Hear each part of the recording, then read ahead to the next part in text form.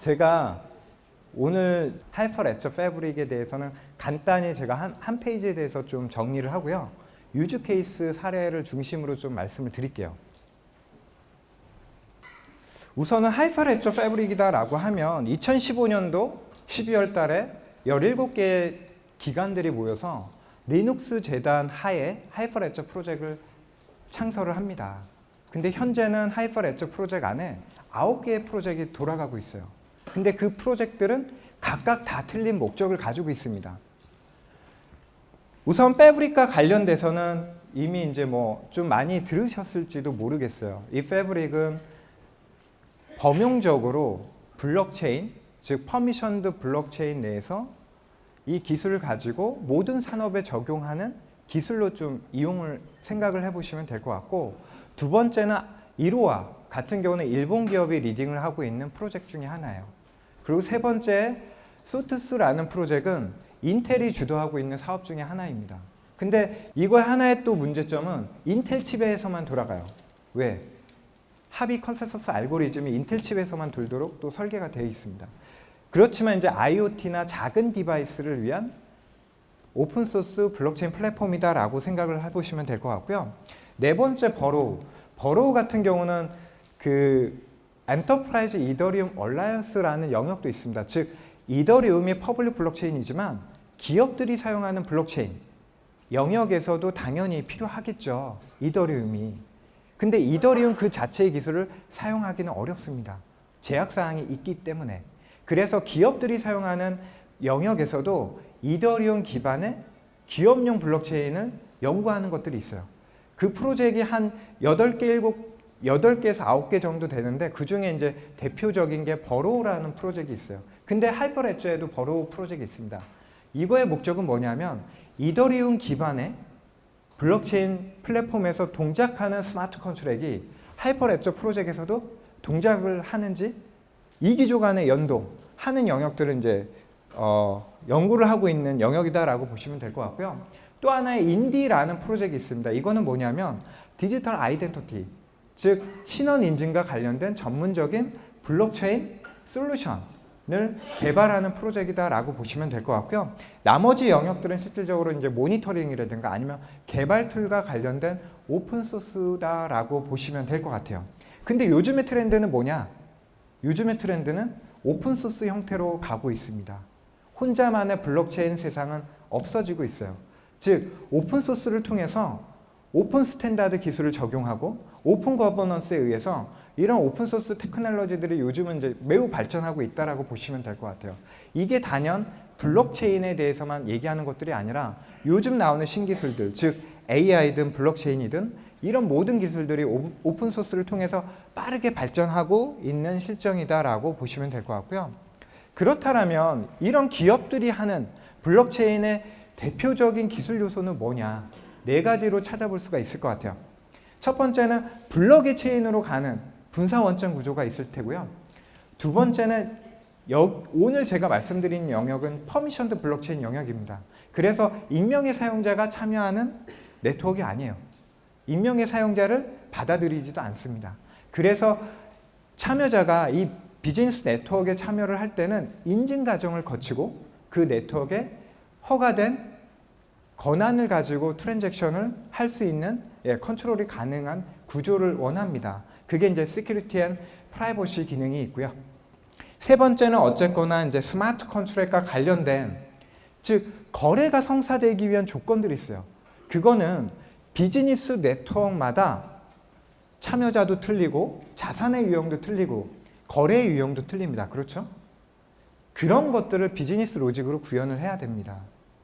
그것이 이제 스마트 컨트랙이다라고 쉽게 생각을 하시면 될 것 같고요.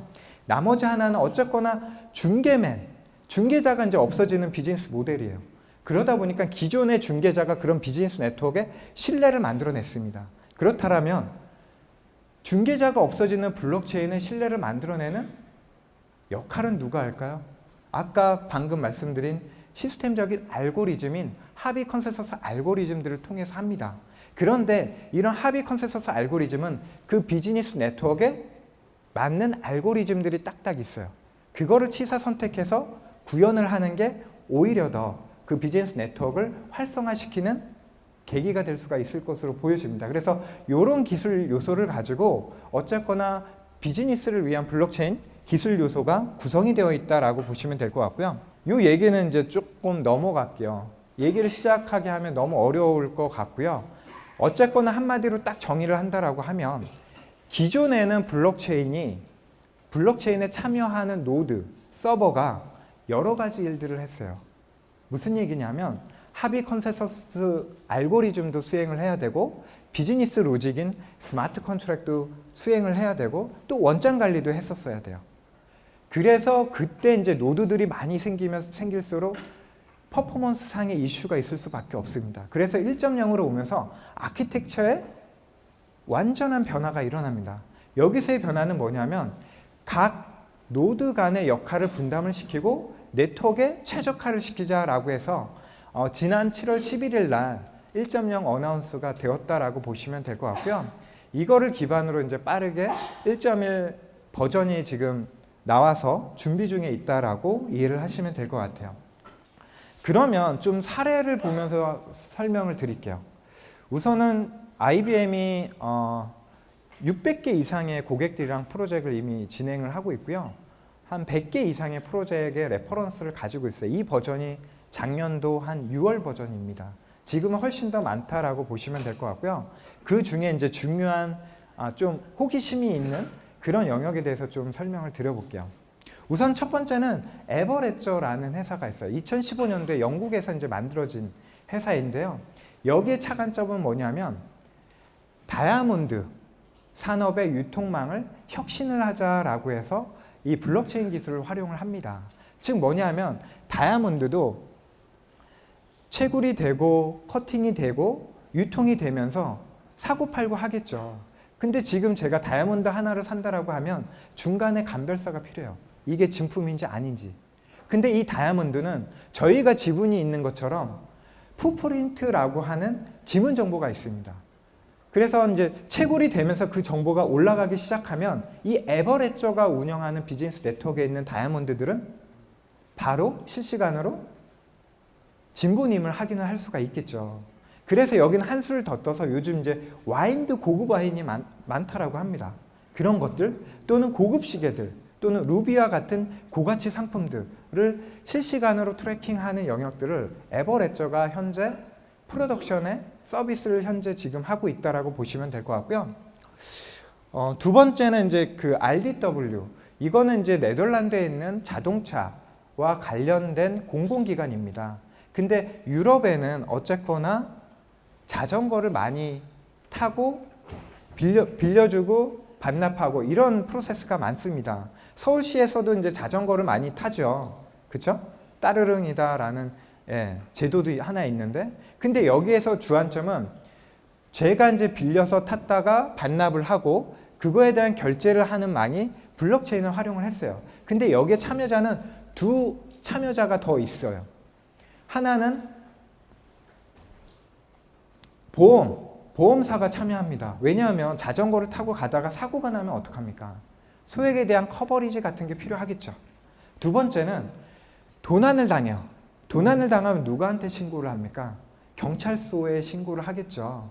그래서 이제 경찰서도 같이 참여를 해서 도난과 관련된 리포트를 받아서 그거에 대한 찾는 것들을 같이 함께하는 블록체인 네트워크로 요런 이제 그 바이크 블록체인을 활용을 했다라고 보시면 될 것 같고요. 옆에 있는 유니온페이는 이런 걸 합니다. 뭐냐 하면 저희 국내에서도 이제 그 은행들이 멤버십 서비스다라고 해서 포인트를 많이 제공을 하죠. 근데 그 제공되는 포인트 어디다 씁니까? 쓸 데가 별로 없어요. 그렇죠? 그래서 중국에 있는 유니온페이는 A라는 은행이 쌓은 포인트랑 B라고 하는 은행이 쌓은 포인트를 교환을 해요. 교환을 해서 뭐 하냐? 가맹점들이 있을 거 아니에요. A은행에 가입한 가맹점도 있을 테고 B라는 은행에 가입한 가맹점들도 있겠죠. 거기에 필요한 포인트로 교환을 해서 그 포인트로 결제를 합니다. 근데 한술 더 떠서 국내에서는 이제 IBM이랑 무슨 일을 했냐 하면 로컬에 있는 은행이 외국에 있는 은행이랑 포인트를 교환을 합니다. 그리고 그 포인트를 가지고 쿠폰, 가맹점에 결제하는 시스템을 블록체인을 활용을 했어요. 이 의미는 뭐냐면 여러분들이 3, 4년 후에 유럽에 여행을 간다라고 가정을 해볼게요. 이제는 환전할 필요가 없습니다. 여러분들은 스마트폰만 가지고 가시면 돼요. 한국에서 쌓은 포인트 유럽에 가면 쓸모가 없어요. 그렇겠죠? 그럼 유럽에서 사용되는 포인트가 있습니다. 그 포인트로 교환을 하고 교환된 포인트로 유럽에서 가맹점이나 쿠폰 결제를 통해서 쉽게 돈 없이도 사는 세상이 올 거라고 확신합니다. 그래서 그런 비즈니스 모델의 변화가 블록체인을 통해서 일어나고 있다라고 보시면 될 것 같고요. 캐나다에 있는 은행인데요. 이 캐나다에 있는 은행은 무엇을 했냐면 제가 실질적으로 그 6개 은행을 거래를 합니다. 근데 매년 무엇을 할까요? 공인인증서를 재발급받아요. 불편합니다. 그렇죠? 공인인증서 재발급받아서 나머지 5개 은행에 대해서 타행 공인인증서 등록 절차를 다 거쳐야 돼요. 그러다 보니까 엔드 유저 입장에서 정말 쓰잘데기 없는 일을 너무 많이 하고 있다는 거죠. 그래서 캐나다에 있는 6개 은행은 한 은행에 디지털 인증을 하게 되면 나머지 거래하는 은행에 대해서도 등록 절차 없이 바로 거래를 활용할 수 있는 서비스를 제공을 하고 있어요. 이런 게 블록체인이에요. 또는 이 에너지 산업과 관련돼서는 테네트라고 하는 네덜란드와 독일에 있는 회사가 있습니다. 여기는 이제 2가지 프로젝트를 했는데요. 첫 번째는 수력 발전으로 나온 에너지를 재활용을 못했어요. 시간이 딱 지나면 남은 잉여의 에너지들을 다 버렸다라고 합니다. 그래서 요즘은 재생에너지 사업들이 많이 발전되고 있죠. 그래서 남는 에너지들을 재생에너지, 태양열이라든가 그런 영역의 마이크로 에너지로 활용할 수 있는 영역들을 이제 블록체인을 통해서 매니지먼트 시스템으로 활용을 했고요. 두 번째로는 이제 전기 자동차가 많습니다. 그렇죠? 전기 자동차 유럽에 이제 가면 그냥 흔히 볼 수 있습니다. 근데 지나가다가 충전을 해야 돼요. 근데 개인 집에서 전기를 충전을 하게 되면 누가 그거를 지불을 해야 될까요? 자동차 소유자가 지불을 해야 되겠죠.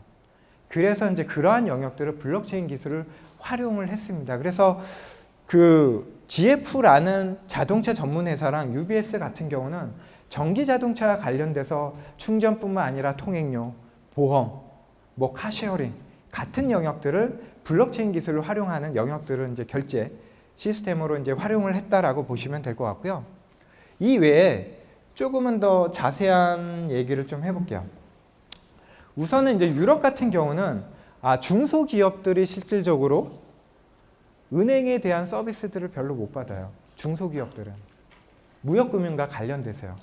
그래서 맨 처음에 7개 은행이 모여서 유럽의 국가 간의 무역금융을 중소기업들한테 제공하는 블록체인 플랫폼을 개발을 하자라고 해서 지난해 말에 오픈을 했습니다. 이름은 위트레이드로 무역금융과 금융무역과 관련된 블록체인 플랫폼의 한 사례다라고 보시면 될 것 같고요. 두 번째는 IBM이 지난해 말에 외국환 송금과 관련된 파일럿 프로젝트를 진행을 했어요. 여기에 참여하는 기관들은 필리핀, 인도네시아 또는 홍콩, 인도, 일본, TD뱅크와 관련된 캐나다, 호주, 홍콩 은행들이 이제 참여를 해서 외국환 송금을 했는데 왜 신흥국가에 했느냐라고 본다라면 이런 거죠. 저희가 이제 베트남에 있는 노동자가 한국에 와서 일을 하고 나면 소액 송금을 해요. 해외. 근데 100만 원을 이체를 하는데 5만 원이다라는 높은 비싼 수수료를 냅니다. 근데 왜 그러냐 하면 그런 신흥국가에는 인프라가 잘 완성이 안 돼 있어요. 그러다 보니까 그때 중개은행들이 들어갈 때마다 비싼 수수료를 낼 수밖에 없는 구조입니다. 그래서 이런 신흥국가에서 싸게 수수료로 할 수 있는 영역들을 블록체인 기술을 활용을 했고요. 물론 이 블록체인 기술은 이제 하이퍼레저 패브릭이 거의 다 하지만 US 달러를 만약에 사용을 해야 된다라고 하면 중개은행이 꼭 필요해요. 근데 US 달러를 사용하지 않고 정산하는 방법이 뭐가 있을까라고 본다라면 암호화폐가 들어갈 수밖에 없습니다. 이런 영역은 실질적으로 암호화폐와 기존의 퍼미션드 블록체인을 활용을 해서 시너지 효과를 낸 사례다라고 이해를 하시면 될 것 같고요. 또 하나는 이제 인슈런스, 보험의 사례로는 B3I라는 곳이 있어요. 블록체인 인슈런스 인더스트리 이니셔티브라고 해서 미국, 유럽, 일본, 버뮤다의 한 16개 재보험사들이 이제 참여를 해서 재보험과 관련된 프로세스를 개선을 하자라고 했고요. 요거를 보여주는 사례는 뭐냐면 이런 거예요. 모든 참여자들이 똑같은 원장을 공유를 해야 되느냐? 그렇지 않습니다. 똑같이 공유하는 원장은 마스터 데이터 영역으로 이제 공유를 하게 되고요. 또는 당사자들 간에만 공유해야 할 원장 기록들도 있겠죠. 그렇죠? 이런 것들은 프라이빗 레저라고 해서 그 비즈니스 네트워크에 맞는 니즈에 맞춰서 설계가 가능한 구조다라고 보시면 될 것 같아요. 이러한 것들을 제공하는 게 이제 하이퍼레저 패브릭이 기반 기술이 된다라고 보시면 될 것 같고요. 아까 말씀드렸던 GF와 UBS가 실질적으로 전기 자동차에 대한 결제 플랫폼을 도입을 한 사례다라고 보시면 될 것 같고, 돼지고기 추적과 관련된 얘기는 많이 들으셨죠. 그래서 미국에 있는 월마트는 뭘 했냐? 멕시코로부터 망고를 수입을 해옵니다. 그리고 그것들을 유통을 해서 실질적으로 월마트에 망고가 팔릴 때까지 기존에 있는 시스템은 6일 이상 걸렸다라고 합니다. 그래서 그러한 영역들을 블록체인 기술을 통해서 원산지부터 판매 전까지의 유통 과정의 데이터들을 블록체인을 활용을 했더니 2.2초면 끝나는 거예요. 그래서 이런 뭐 돌식품이라든가 네슬레, 타이슨 같은 식품 산업들이 IBM과 컨소시엄을 맺고 이런 식품에 대한 원산지 추적과 관련된 프로젝트를 현재 진행 중에 있다라고 보시면 될 것 같습니다. 또 하나는 이제 마지막으로 제가 이제 한 가지 말씀을 더 드리면, 지난 1월 16일이죠. 머스크랑 IBM이 조인트 벤처 회사를 합작 회사를 설립을 했습니다. 이거는 물류무역과 관련된 영역인데요. 지난 2016년도 3월부터 이제 머스크랑 IBM은 물류무역을 이제 혁신할 수 있는 영역들을 검토를 했고, 그 부분을 파일럿 프로젝트를 통해서 블록체인 기술이 혁신을 할 수 있다라는 계기를 만들게 됐고, 드디어 지난 1월 16일 날 합작회사를 설립을 해서 두 가지 아젠다를 가지고 갑니다. 첫 번째는 shipping information pipeline이다라고 해서 운송 정보를 실시간으로 추적하는 영역들이 있습니다. 그래서 지금 머스크가 그들의 이제 컨테이너에 IoT 디바이스 같은 걸 다 설치를 하고 있어요. 그리고 또한 GPS나 그런 역할들을 통해서 리모트로 컨테이너를 추적하는 기능들이 연동이 되고 있습니다. 그리고 두 번째는 기존의 물류무역들이 페이퍼 중심이에요. 서류 중심. 그게 20%를 차지합니다. 그 20%만 줄여도 전체 물류무역의 300조 이상, 2020년까지 300조를 절감할 수 있을 것으로 내다보고 있습니다. 그래서 그러한 영역들을 페이퍼리스 트레이드를 만들기 위해서 현재 이러한 영역들을 이제 준비를 하고 있고요. 그래서 이게 한 솔루션이 런칭이 되기에는 뭐 미국에서 라이센스도 받아야 돼요. 이 기업이 실질적으로 이제 활동을 하기 위해서는. 그런 과정 중에 있고 한 3, 4개월이 지나면 이런 물류무역의 네트워크들이 이제 런칭이 될 것이다라고 보시면 될 것 같아요. 그래서 본다라면 국내와 글로벌을 본다라고 하면 글로벌은 기존에 이제 파일럿을 끝내고 파일럿 단계에서 프로덕션으로 가기 위한 진입 단계다라고 보시면 될 것 같고, 국내는 POC에서 파일럿 단계를 거치고 있는 과정으로 제가 볼 때는 한 6개월에서 한 1년 정도는 아마 차이가 있다라고 보시면 될 것 같아요. 그렇지만 이제 올해 정부가 이런 블록체인과 관련된 산업들을 매우 많이 진흥하고 있기 때문에 제가 조만간에 곧 따라잡을 수 있지 않을까라고 생각 들고요. 마지막으로는 그러면 블록체인의 미래는 뭐냐? 아까 말씀드렸던 물류무역 네트워크, 외국한 송금 무역 네트워크, 푸드 세이프티 네트워크, 이런 것들이 우후죽순 생길 거예요. 근데 이런 네트워크들은 혼자만의 생존하는 네트워크가 아닙니다. 그래서 서로 네트워크들이 연동이 되어야 됩니다. 물론 당연히 여기에는 퍼블릭 네트워크도 당연히 존재하겠죠. 그래서 이런 것들이 실질적으로 기존의 인터넷이 정보를 쉐어링했다라면 이제 블록체인은 인터넷을 통해서 거래를 신뢰 있게 만들어주는 차세대 기술로 자리매김하고 있다라고 보시면 될 것 같아요. 그래서 여러분들이 단순히 이게 버블로 있는 기술이 아니라 이제는 우리 실생활에 엔드 유저들이 아까 말씀드렸듯이 인증서라든가 외국한 송금에 정말 수수료 같은 게 세이브 되잖아요. 그런 생활들이 이제는 다가오는 계기가 될 것이다 라고 봅니다. 그렇다라고 해서 블록체인 자체만으로는 안 돼요. 실물 정보가 이제 블록체인을 올리기 위해서는 어떻게 해야 될까요? 아까 말씀드렸듯이 IoT든 센서든 또는 모바일 애플리케이션이든 다른 어플리케이션이든 그런 다양한 디바이스를 통해서 사람들이 수기로 올리는 그런 정보들을 자동화시키는 역할들도 같이 일어나야 됩니다. 그래야만이 블록체인과 연동이 돼서 그러한 정보들, 실물과 관련된 정보들이 투명하게 거래 추적에 사용될 수 있는 세상이 될 것으로 생각을 하시면 될 것 같습니다. 제가 오늘 설명드릴 내용은 여기까지이고요. 감사합니다.